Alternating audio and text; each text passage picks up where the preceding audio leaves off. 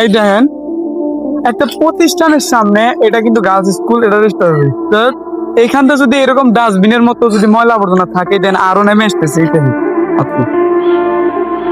এই দেন এইগুলো ময়লা আবর্জনা যদি এদিকে আয়, এদিকে আয়, এদিকে আয়, এদিকে আয়।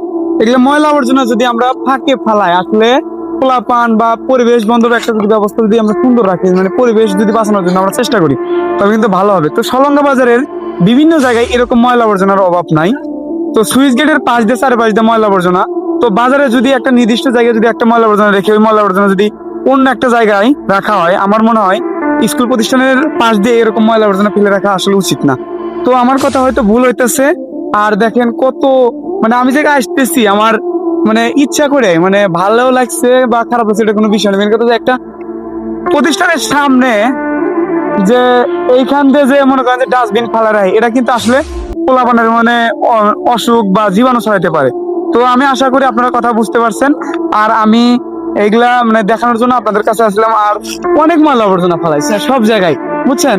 তো অবশ্যই আপনারা ভিডিওগুলো দেখবেন। আর আমার কথার ভিতর ভুল হয়ে থাকে, আর মূলত আমি আছি রেস্টুরেন্ট বিশের সাথে, এটা রেস্টুরেন্ট 20 আর এটা হচ্ছে গার্লস স্কুল।